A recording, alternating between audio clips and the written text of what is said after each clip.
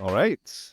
Welcome, everyone, to another episode of the Vertical SaaS Podcast. I'm your co-host today, Gavin Savage, because my co-host is now joining me 7 episodes in, and that is Ben Brown, the CTO of Flock. This is Ben's inaugural episode on the Vertical SaaS Podcast because he's been away on holiday. So welcome, Ben, and welcome to our guest, Eli Bozeman, who is the Assistant Vice President of Product at SageSure. Very nice to see you guys. Good to meet you, Ben. Yeah, Ben, tell the listeners where you were for the past 2 weeks, swanning off, leaving me to do the podcast and to myself. Yeah, certainly. So I spent a couple of weeks in Western Canada doing a bit of a road trip. So came back with 2 amazing insights into Canada. One, it's absolutely massive in comparison to the UK, our tiny little island. You know, I drove the equivalent of one end to the other of Britain in that 2 weeks, and then the other one is absolutely amazingly beautiful. Every turning has an amazing sight. So it was brilliant 2 weeks, but glad to be back and recording this, obviously. Awesome. Eli, where are you calling from again? I am just 2 hours north of New York City. So I'm in New York, Kingston, New York. Yeah. You ever been to Canada? Just barely. My wife's there now. We're not too far. A lot of the beauty and expansiveness that Ben was seeing is going to be pretty familiar with where I'm at too. So it's pretty sweet area for sure. Yeah, I've not managed to get out, but it's very much one for the bucket list. But look, guys, I've been looking forward to this for a while. Eli, I think you and me have been trying to do this for the best part of 12 months. So it's nice to get it in and looking forward to chatting all things, SageSure's approach to innovation, the role of tech and product leaders, scaling high-performing InsureTech teams, and just general collaboration between engineering and product. And, Ben being a CTO and yourself being on the product side, it's going to be for interesting conversation. But just to start us off, Eli, I'll give this one to you, but can you just give us and the listeners that don't know who you are a broad overview of your backgrounds, soup to nuts, career journey, what led you to your current role at SageSure? Be great to hear about the journey, man.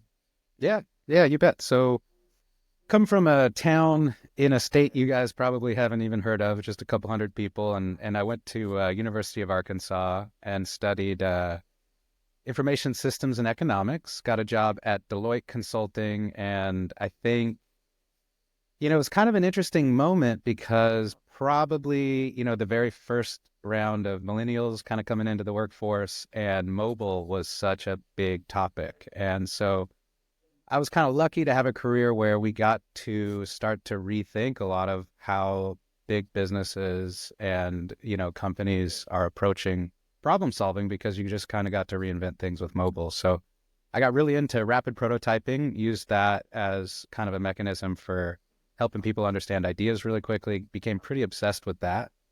I ended up starting a company with my co-founder, and we were really focused on kind of 0 to 1 innovation and product development. And, so we plugged a lot into finance industry and, these different industries that, like I said, with mobile and stuff, had this opportunity to not compare themselves to what they used to do, but really try to reinvent themselves and kind of have technology that rivaled, what you were seeing in the App Store and stuff. And that was all pretty new. So that was fun. My company got acquired by a company that focused on really kind of top talent engineering, and sort of pairing our product and design with those guys was a really fun way to work. And the first project that I worked on was a company called RMS.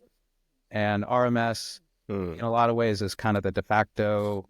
They kind of invented a lot of the early concepts on catastrophe modeling that insurance companies use now as really, kind of the foundation of how they evaluate their risk.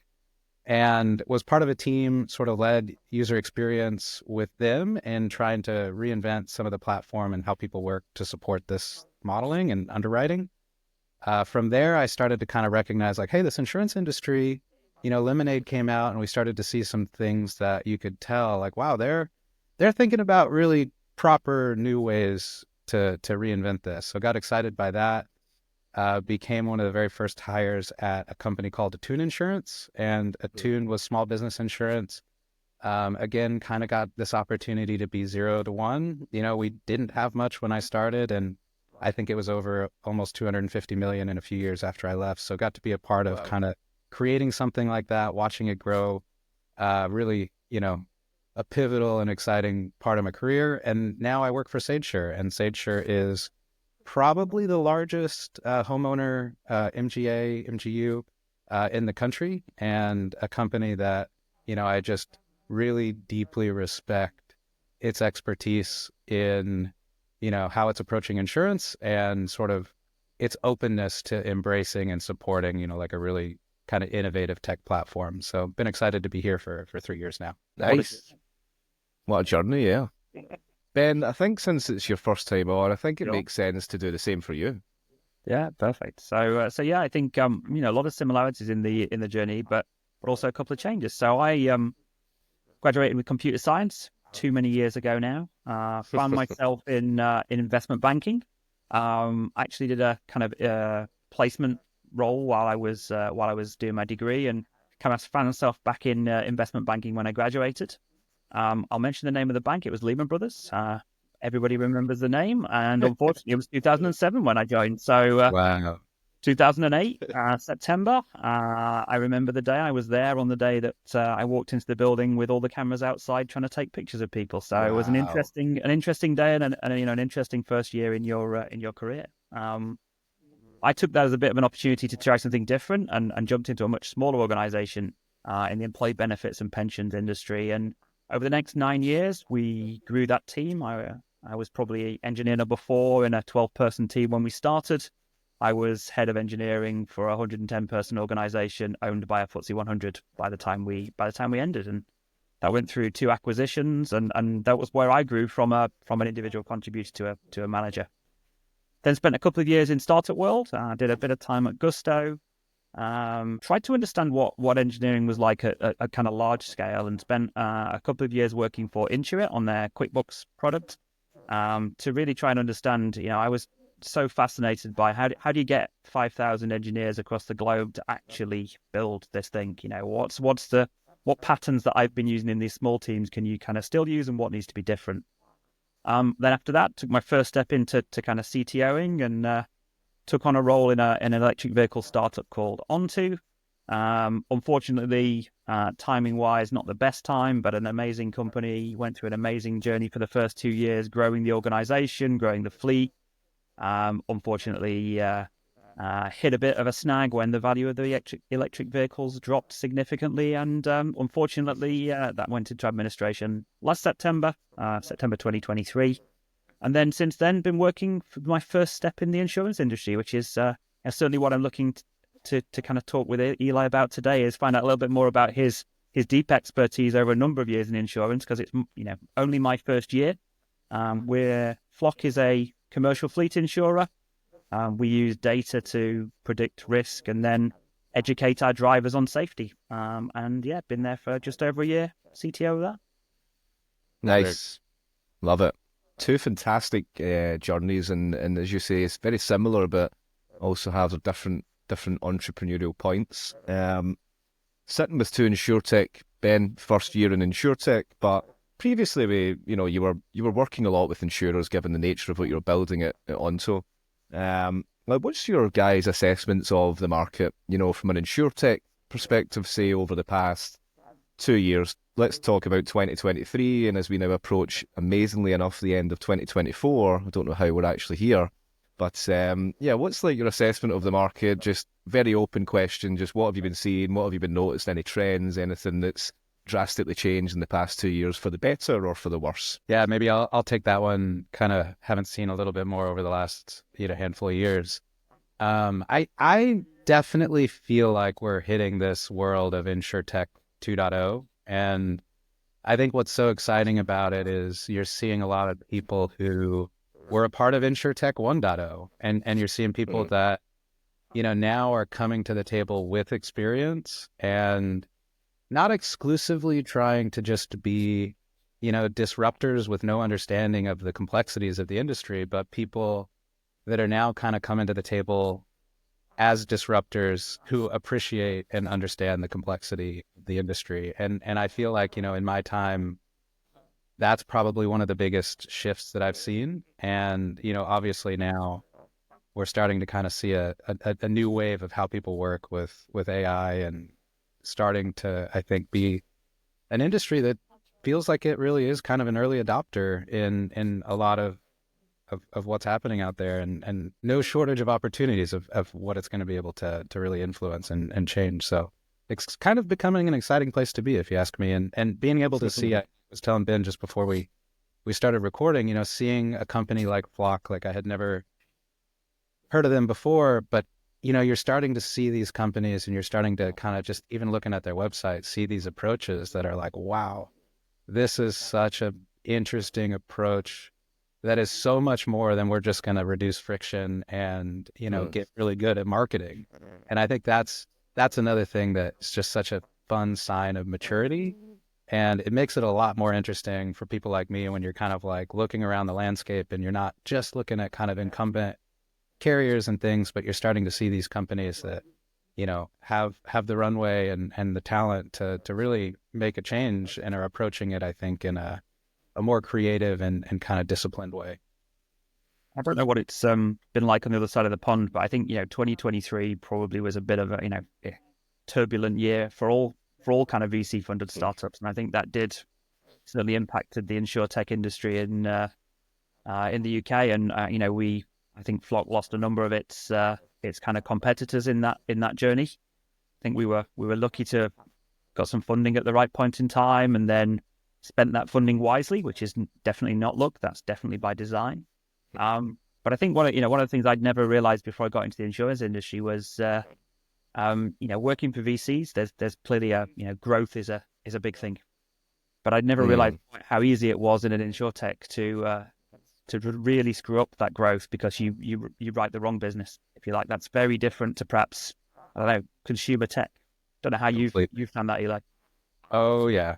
I think that's, you know, I'll probably mention this a lot throughout our conversation, but a lot of, I think when you come out of just, you know, different tech and direct to consumer tech, a lot of what's intuitive about growth and how you want to approach it is not how an insurance company grows smartly. And so, you know, it's always, you know, being cautious that what you think you know and what you think is a good idea, you know, you really want to sort of always be evaluating that with people that understand the industry, understand risk, and, you know, find ways to push the boundaries, but also respect them. InsureTech 1.0 and 2.0. What is for you? How do you categorize that? For me, it's like D2C. We talk about Lemonade at the start there. I think when you look at Lemonade at the moment, it's not doesn't make for good reading.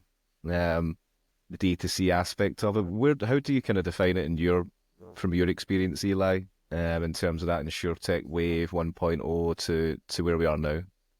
Yeah, I definitely feel like, you know, the idea of direct to consumer felt so obvious, and people came to realize it's expensive, and it's easy to get, you know, attract the wrong kinds of risk in that environment. And I think 2.0 is a sign of people collaborating and, like I said, kind of respecting the industry more, and the people who really sort of, you know, are the backbone of the industry, and working with them to solve the problems in a way that, just understands more of that balance. And so I think, a lot of us just learn the hard way what growth can lead to if you're not really careful. And so, you know, taking a step back from that, I think is big. And so, like, when I see tools like Flock, you know, a lot more kind of, you know, carriers that are really from the beginning going after insurance agents, you know, I think it's just a sign of maturity. And so, I think 2.0, it's a more mature, more respectful approach at solving some of the same problems. How do you think about product growth in that sort of market? You know, we're used to, perhaps in non-InsureTech B2C, it's really easy to get feedback on growth, on experiments, on things like that. But the payback, that, you know, the loss ratio of some of these products is, you know, for us it's 3+ years. How do you think about that in your job as product and behave perhaps differently? I will say at Attune, I was really, really lucky to be a part of leading kind of a growth team in that journey. And, we got the opportunity to learn a lot of stuff the hard way, frankly, because there was no playbook. We were kind of inventing it as we went. And so I think for us, one big, big part of it was always grounding yourself in humility. And so, what was, again, like what was intuitive for me about how to approach something, if you get to spend time sitting next to an insurance producer at their office, watching how they do their work, you might start to realize like that idea that you had that was so brilliant, and the whole team, of people that aren't experts, we all thought it was brilliant. And then you kind of see it firsthand and it's like, oh, that's kind of stupid. And so I think being able to sort of have and maintain those feedback loops and stay really, really focused on making sure that you can attribute the things that you're trying to have an impact on to the changes that you're making. I think that's one of the things that just makes it so difficult and so different. We're not just focused on growth. We're having to be focused on both, kind of like a healthy growth, like a nice balance of growth. And you're doing so in an environment that is so dynamic. And so, like right now, a lot of what my team's doing, we're really actively pursuing some growth oriented to kind of like balancing some different insurance products that we offer. We're doing so at a time, though, where you have these insanely significant impacts with these hurricanes and things that are coming through. So, like literally as we're launching, some of these growth experiments, we're also having all of these crazy impacts to our business and to our customers. And so, you're always fighting to kind of create systems that can kind of see through that like dynamic environment and have that really, really short feedback loop that gives you a chance to make sure that you're sort of learning and you're reaching an outcome that you're really focused on. And then all of that collaborating really closely with the people that deeply understand risk and make sure that you're not doing it in a way that, is causing some kind of issue to the business. So, I think tight feedback loops, and, making sure that you're very well aware of like this dynamic environment that we work in and create systems that can kind of, like I said, do the best job you can do at making sure that you see that very specific impact, that very specific change that you made. Are you able to perhaps share with us maybe a couple of examples of some of the metrics that you are measuring with some of your teams? Because I say that, we have this like lagging metric of loss ratio, but yeah, is that over such a long period of time? Yeah. Loss ratio, those kinds of things. I'm fortunate in that the way that the organization is set up at SageSure, I don't have to think too much about it. There's a team of people and we have created a platform that really gives them the levers that they need to make a lot of, nearly real-time adjustments to things to kind of manage that. And I'm pretty lucky to not need to think so much about that in what we're doing. And we get to really focus on just the core producer experience. In fact, the name of my team is Producer Experience. Okay. Cool. So we get to kind of obsess about that. And so for us, we often don't actually look at growth. And the reason we don't, and this was the same at Attune, because, like in this industry, you've got these levers that can influence growth very easily. If you reduce the price of a policy, you're going to sell more of it. And so if you're in an environment where people are doing that and it's sort of impacting your experiments, you're never going to really know, was it me or them? And if they're affecting price, it was probably them. So we're always working to kind of make sure that we isolate out of that. So one of the things that we kind of obsess on is sort of how we compare to some of our competitors. So, we do a lot of surveys and things that, effectively are trying to look at like, okay, how are we compared to the industry? And we want to be best in class. And so we are obsessed with being recognized by all of our users as being the best in offering, home insurance in some of these catastrophe prone areas. So that's one of our core metrics. And then, we often, like I said, we don't really even look at premium that closely. The rest of it is going to just be aligned to some of the core things. Some of them are risk oriented. So, one of an example of like healthy growth would be, accuracy after an inspection. So, that's one of these things that, and that can snowball into this whole other kind of side of the coin. But if you look at, we want to grow, but we don't want to sacrifice accuracy. And so our ability to create utilities and tools that improve accuracy while also reducing friction, that should help, the people who use these applications all day, every day, do their job better, which is great. That influences that top line metric. But also accuracy is great for everybody. For SageSure as a company that, is offering these insurance products, obviously you want everything, the shape of the roof, the type of the roof, the year the home was built, all these details, you want them to be as accurate as they possibly can be.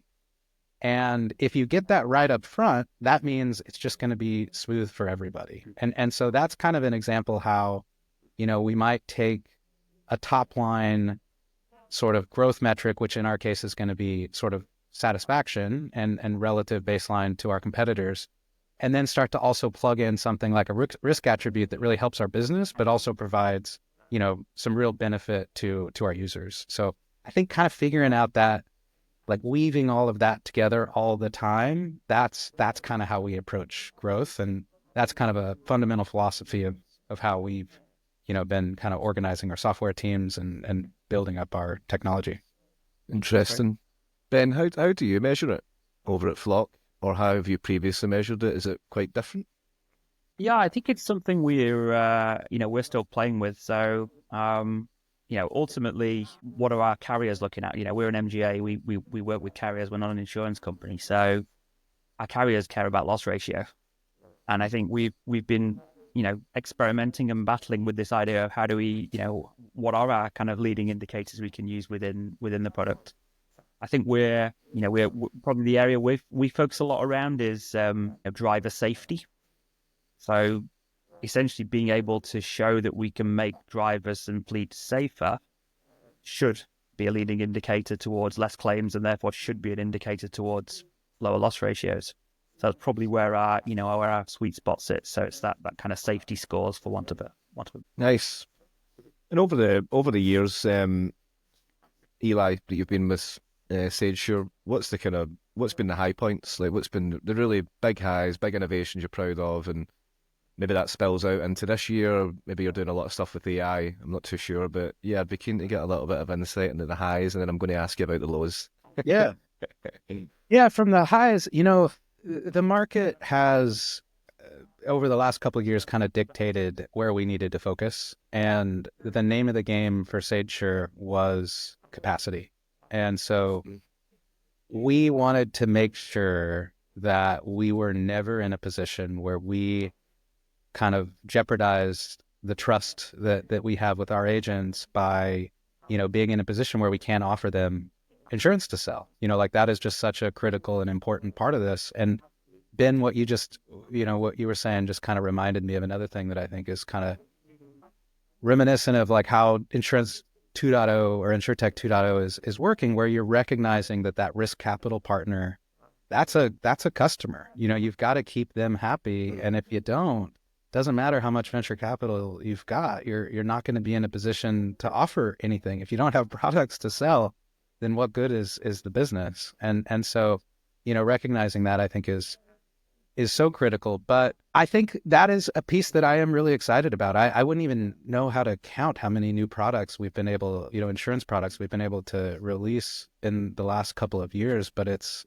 dozens. I would say SageSure, I don't have the exact number, but I'd be shocked if, by middle of next year, we don't have probably at least 80 different products on our platform. And so our ability to spin up new innovative insurance products that are doing things different than maybe has ever been done, or really kind of pushing the limits on what's been done, that's been a big part of what we've been focused on in the last 2 years. And again, that's not that intuitive as a technologist, because you do kind of start to get obsessed with like reducing friction and things like that. And in this environment, reducing friction doesn't necessarily help anyone. And, in fact, we go and we meet with customers all the time. And a lot of times they're like, I want you to add more questions so that I can get more accurate pricing. If you're pricing my house and, you're not contemplating the quality of the kitchen, you're not really getting a good, so you don't necessarily want to always reduce friction in this industry. But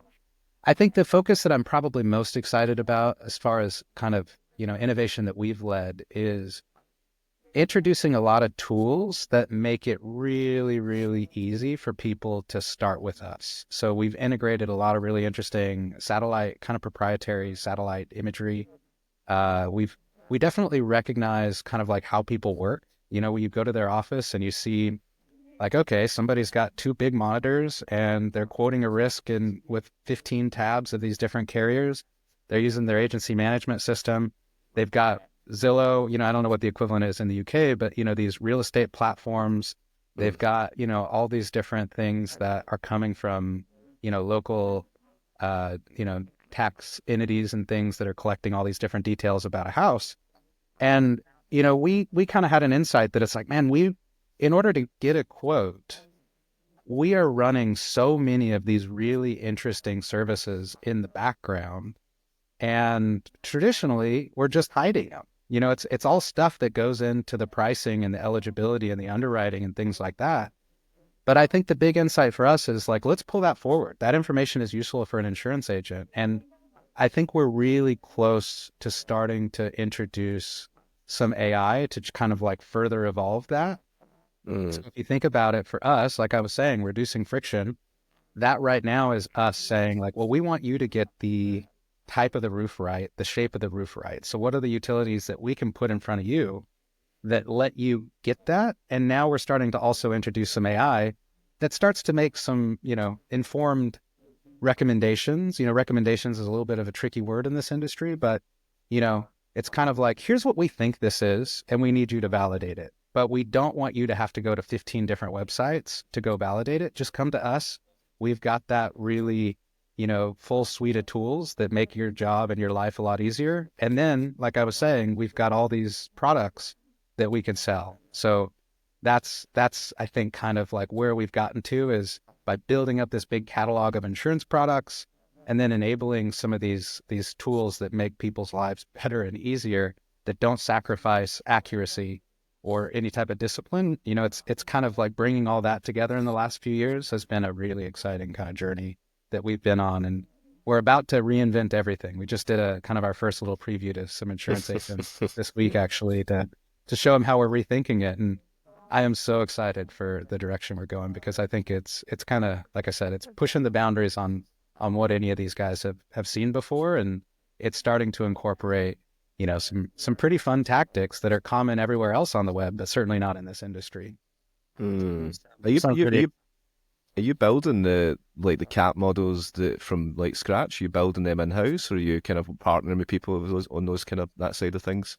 It's a little bit of everything. I think this company has a position of, it always wants to outperform the market. Like at the core, that's the name of the game. And so I think we look for opportunities where we need to have some more proprietary examples of models and things. A ton of machine learning and things goes into, effectively auditing policies to just kind of make sure that, what was represented looks accurate. So, does the age of the roof, does that look right? How can we be sure that and not have to have a human look at every single example of that, but really increase our confidence in something like that? Forecasting claims, like that's just such a critical part of how to kind of run the business. So that's where I think we're starting to introduce a lot of that. But yeah, modeling, I think, it's a combination of selective proprietary models and then, really deeply evaluating all the different vendor models and having a really strong point of view on which ones are the best, and then using them, to in the way that they're meant to be used, not taking any liberties, not offering anybody sort of like, like, hey, I've been doing business with you for 20 years. Why don't you make an exception? Like, that's just not how this business works. So using things like that, like I said, in a really disciplined way. Yeah. And going through all of that, 2 years, in the past 2 years, you said over a dozen products released. You're about to release something super exciting that you're clearly excited about. Like, what keeps you up at night, Eli? The role of a product leader in your situation and that type of org, you're managing up, down, horizontal, diagonal. Like, it's a tough job. So like, Yeah. what keeps you up at night? Well, I'd be curious Ben's perspective too. I can't imagine I would love Ben's doing, perspective as well. 1,000-person teams. That's unimaginable for me. But honestly, it's keeping the really good people, maintaining really strong culture of people that are excited to do this work, that are excited to understand what makes this work special, and preserving that and retaining that, I would say for me is absolutely the most critical, because I just know without it, everything just starts to fall apart. So I would say if you've got the right team and everybody is kind of embracing this culture that's working really well, then I feel like you're just going to continue to really kind of out innovate yourself. If you lose that synergy, it just kind of all falls apart. Yeah, definitely. I think look, creating a high performing team is I guess the vast majority of my job. So can't disagree at all there with Eli in terms of that. I think the other aspect for me is just how do we continue to move quick enough and continue to kind of innovate and continue to do the right things in a world that is moving so quickly. We have a relatively modest team here at Flock, and prioritization, or ruthless prioritization, as I talked about with the team, is really important, because otherwise you're investing in the wrong things and things go wrong. But yeah, that speed is, probably every conversation I have with my CEO is around speed and how do we go more quickly and those sorts of pieces. And when you're talking about high velocity, high throughput, especially in insurance, where it's slower to adopt and push the envelope, how do you balance that? I think that the speed of movement is probably more around iteration on the product, the digital products, than it is around the insurance products. The insurance products are generally pretty long-standing things. Once we've sold a policy, you've sold that policy for the next year. They got to kind of hang around. But if we think about our risk model and how we make fleets safer, you got to keep iterating on that. And if you can try new things, we do a kind of a review meeting, a safety review with each one of our fleets on a quarter by quarter basis. And me and our CEO were talking yesterday, and he was kind of saying, look, every quarter I actually need to be providing more insight. Otherwise people are just going to turn off. They're just going to say, I heard this from you last quarter. You told me we were, I don't know, too many speeding drivers. I've done something about that. It's now not the case, but you got to give me something more. So it's how do we keep that iteration going? So each quarter we can give more insight, and then our customers then get far more value out of our product, and then far more likely to kind of stick around. Eli, I don't know if you'll get anything to say off the back of that, but I just say what a great answer. Prioritization. That probably should have been, probably took the words from what I should have said. Should have said. That's the hard part. Modesty in the size of a team and stuff like that it's going to be true of all of us. We're not Facebook. We don't have teams of tens of thousands of, the best engineers on the planet. And so how do you deploy those resources in a way that does have the best, most positive impact? It takes a lot of work to figure that out and to learn from that. And what advice do you have, both of you, for this? I think, people going through those challenges, those extreme growth periods, someone that's maybe coming into that type of role as a first-time product or engineering leader, looking back in both of your guys' journeys, when you look back on it, what do you kind of wish that you knew at the beginning of it when you were taking on those leadership roles that you can maybe pass on? For me, one of the things that I think is important with how we approach things, because I think Ben is absolutely right. You've got the insurance product, which is designed to move kind of slow. And so you can only do so much there. You can support enablement of that and kind of reduce the time that it gets there. But when you're starting to think about how to improve the experience, I think it is just so important to not be too scared of things and to create a framework for learning. And so, I've always got something, my CEO said this just kind of randomly in a meeting once where we were talking about something we were working to build. And he said, will that break the matrix? And that kind of stuck with me because now I kind of look at that with everything that we're doing. And it's like, okay, if we're doing something that has an impact to pricing or, underwriting, and it could, create something that has this unintended consequence, we've got to be really, really careful. We don't want to build people too much, as a really simple example. But when we're starting to experiment with some of these these flows that nobody's really done before, you just can't be scared of it. I think you've got to embrace that, like, look, you're trying to do something different. Sometimes you get feedback from people that might say that what you're trying to do isn't what they want. But, sometimes you just got to get it in front of them and make sure that you're measuring to understand if they did or not, and be comfortable making mistakes. There's so many things that we've done. One of the first conversations I had with an insurance agent and, informed a pretty big pivot for some of the work that we were doing. At the end of an interview, I'll never forget this. He said, are you guys just getting paid to work on things that isn't that useful for my team? And I don't think he meant to be mean, but it was like, wow, what a powerful statement. And it caused us to rethink, like I said, some of the obvious stuff that we were working on was not really the problems that we needed to solve for these guys. And isn't that the silent killer of startups, though? Like, isn't that really that kind of product feature out if you're just building stuff that you think is relevant? So again, I get Ben, probably same question to you that I asked Eli, but to add to it, like, how do you avoid doing that? So just to kind of cover that one first, then. So I think Yeah. what's been interesting for me about insurance is, it's an industry with lots of experts, but experts aren't necessarily always right. And so there is this kind of like challenge, which I think many other industries have gone through over the last few years, which is that kind of test and learn, use the data to back the decision, not the actual kind of, highest paid individual, those sorts of things. So I think that's really one of the dangerous aspects for me is, but, when it comes to things like, this is kind of why I asked the early questions around data. When it comes to things like pricing models, you do have to then rely on the experts to try something, because the actual outcome of that is probably not going to become clear for a significant period of time. And then you can back test your models, and over time you can move forward. But you do have to take a bit of a punt based on expertise, because there's no way of proving that.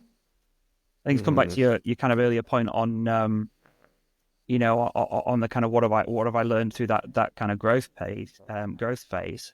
Yeah. There's two things to touch in on. I think the first one is probably, I try to, deliberately optimize for the long term over the short term in terms of speed, because everybody will tell you to just go faster.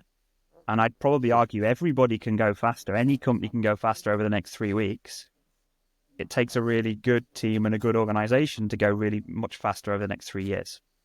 And so I think that's one of the key learnings I probably picked up through some of those growth. And the second one is really focus as much time and effort on the retention of that team as on the hiring of that team.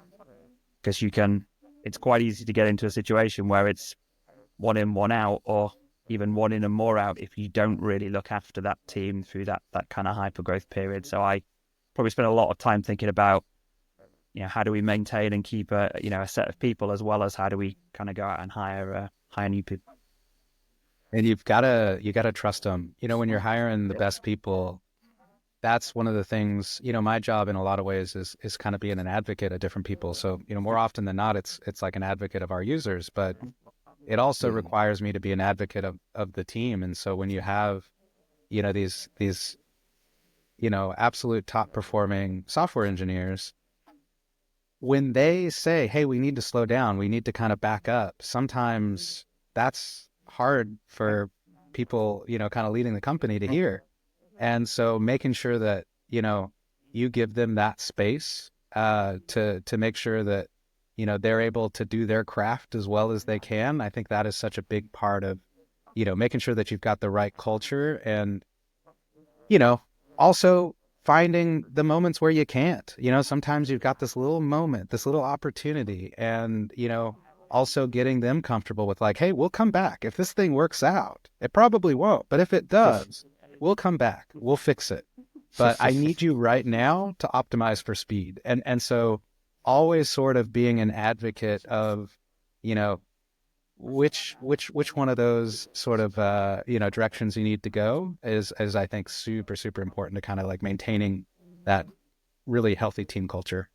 Do you think there's anything that's specific about insurance or InsureTech that you've kind of learned through some of these journeys? Do you think there's anything that you perhaps wouldn't see if you're working in a different organization that might be a tip for people? That's a think great that question. you nailed it with, it's like, okay, they're going to make an adjustment to pricing, and we'll probably know if it was the right decision years from now. It's like this industry needs to move kind of slow. And when you're pulling people in from these big companies whose mission is to move fast, sometimes that can be a little bit disappointing. But you need to educate them on why this is important. And there's a boneyard of companies who learn that lesson the hard way. And so there's plenty of opportunities to point to what happens if we don't take that stuff seriously. And kind of going back to your position and your leadership style, Eli, being an advocate of those in your team and allowing the most skilled and senior to, don't micromanage them effectively. But I guess when you're moving people around your team, you're promoting them, it's clear people are on certain tractions, other people might take a bit slower to grow in their career. When you guys were like senior individual contributors, it was a very different market. Maybe it was just as competitive. I don't think so, though, not now. I think now to stand out as an engineer or product professional, like what separates the A and B players for you guys and your team? Is there common things that you see in people over the years that they've got it? And what is it? How do people move from that senior IC into a leadership position based on what you've seen in the teams you've led? I think that is such a fascinating question, because I truly think that this industry is one where experience doesn't always predict future success. Like, I am so amazed by how many incredible engineers I've worked with that have a master's or a PhD in like music creation, things that are sort of, it's like physics or math, and somehow like musicians, things like that I'm always so amazed by, like, wow, 6 years ago you shifted from being a musician or a songwriter to a software engineer, and now you're a 10Xer. You're somebody that just like outperforms almost everybody I know. So I think that you always want to recognize that, going to the best school is not the only predictor of success. So I think that that's such a fun part of kind of recognizing what makes, these really high performing teams. But yeah, Ben, I'd be really curious your perspective on this one too. I think that the piece I'd probably throw out there is that the best engineers probably don't play out like engineers, in a sense that they're not, the biggest conversations you're having are not about whether I use this language or that language or how I structure this code. It's how do I build this? If they have that reaction, it's almost always a sign of immaturity for me, where it's like, you're probably focused on the wrong things. We're going to like push this up to the next level of decision maker. Yeah. Now they're going to care about the technical stuff because that's their craft. These are crafts people that we work with. I like to think that it's kind of like the whittling of wood from a wood carver in the past. This is their wood that they whittle. But you've also got to understand that that chair that you're making from the wood is actually the important thing, not how you whittle it, to continue the analogy. And I think that's my biggest learning over time is I can't just go and pick a guy who's an amazing engineer. Just not gonna work. They have to care about the product, want to build amazing stuff, care about the customers. That's how they 10X it. There's an obsession with that you wind up seeing people with, and it's, the people that I love working with are the ones that, you say, here's what we want to do, and it looks really hard, and their initial reaction might be, that looks impossible, I can't do it. But then they don't sleep at night. They wake up at 2 a.m. Literally, this happened yesterday. Somebody from my team woke up in the middle of the night, pulled their iPad out to write down this idea to solve this thing that we were working on. Brilliant. And I think really good people need to be constantly challenged with really difficult problems, which can sound a little counterintuitive. It's like, oh, maybe people want like softballs, like make it really easy for me to do my job. That's not the best people. And so finding people who kind of need that challenge and then pushing them, I think is just a recipe for success. And when you see that in somebody, when you see that like deep curiosity, then you've got a winner and somebody that you really need to be an advocate for. Yeah, curiosity is definitely the word. I love that word. One thing as well I wanted to ask, the whole engineering and products war, or not war, but everyone is very collaborative now. But we've really seen a shift in how they operate. But maybe 10 years ago, it probably wasn't the case. It was a little bit like flinging stuff over the wall and you fucking deal with that. And then it's kind of like, and it's just back and forth and creates a bit of friction. Like, what for you guys? We've got a product leader here. We've got an engineering leader here. In your experience, what's worked well to get those two teams to really be at the most high performing? I would probably say trust. I trust that when I take an idea and I build the most goofy little mock-up to represent it, that I'm intentionally trying to not make it look good, and I hand it to my designer, I trust that he's going to make it better. When I take that concept that I'm well aware feels outside of our comfort zone, and I take it to one of our lead engineers, I expect that she's going to take it and she's going to make that idea better. And I think, facilitating that trust and ensuring that you're protecting that is just such a huge part of making those two roles work together. And if you violate that trust, you start to, really run the risk of destroying, everything that you've built. Yeah, you got to rebuild it again. Ultimately, you got to start from scratch. That's difficult. Yeah, no, couldn't agree more. I'd say one shortcut I've found in another organization is there is a kind of reporting lines challenge, and certainly when I was CTO at Onto, I looked after product and design as well. I had fewer challenges of misalignment between them because to a certain extent I could get people in a room and bang their heads together and say what you doing, what's going on here. So that doesn't work everywhere though, and I certainly think it's probably better for a smaller organization, but I think there is some magic there in, are your org charts making things more difficult for you than perhaps they should be? Awesome, Lou. I think that's some great insight across the kind of engineering product environment. Final question to you both. What are you excited about for the next 6 to 12 months, finishing out the year? What are you excited about for the start of next year, maybe respectively with your companies or just in the world of tech as a whole? Yeah, I think for me, I kind of acknowledge that, the industry, it looks different than it did a few years ago. And so our approach is different. And I think for me personally, we're at a phase where we have introduced so much capacity as this organization, and we have created so many, we call them conventions, where it's sort of, these reusable patterns that makes it really easy to kind of redo the same thing over and not have to waste a lot of, like creative energy trying to just solve the same problems. I think we're about to hit this moment where we're moving away from that. We've got these strong patterns and start to really introduce, some of these new tools that we can take advantage of so easily, like AI, taking use of machine learning and things to reduce this friction, like I've been saying. I think I'm kind of at an inflection point there where we get to take advantage of it. I bet if I talked to you in a year, I'd have so many, I hope that I'll have so many examples of successes around things like that. So I'm kind of at this moment where it's like we've been building this foundation, evaluating ourselves next to our peers. And I think we're just about to double down on everything that we've built and kind of rethink and come up with some really new kind of creative approaches to some of the problems that are in front of us. So, very personally, I'm excited about that. And then I think obviously the industry, it's a fun moment where insurance, which has always been, I think to our generation perceived as being so antiquated,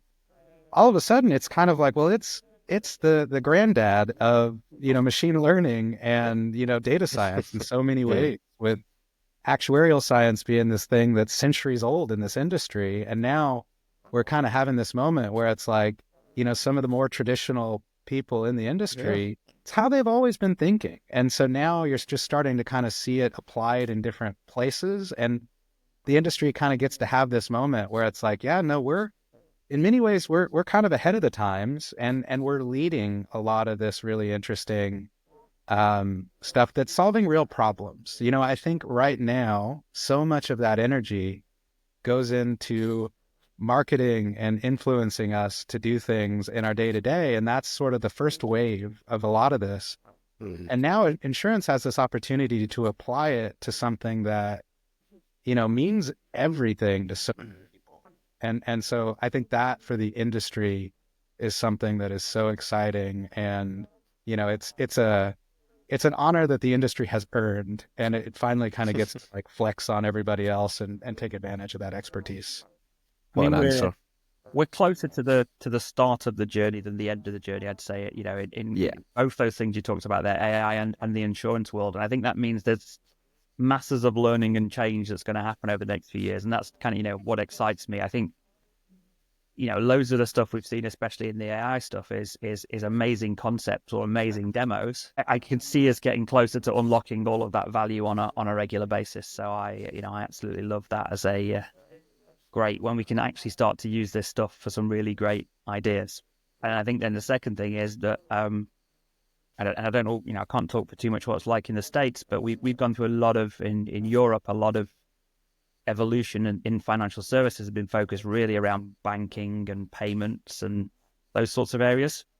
I think insurance is now the one that's stepping into that next limelight, if you like. And wouldn't it be great if people could actually get a better experience dealing with their insurance provider? Because most of them, don't necessarily. And I think that's that's something that we can change and we can directly influence. Yeah, absolutely. Well, gentlemen, it's been an absolute pleasure and some tons of insight. Thanks for coming on, Eli. We'll definitely get you back on the show in a year's time, and we can talk about what's happened in the last 12 months. Yeah, so fun to have this opportunity. I really appreciate it. Yeah, and Ben, you're a magnificent co-host. Looking forward to doing many more with you. Certainly will. And great to meet you too, Eli. Thanks for coming on. All right, guys. Thanks, guys.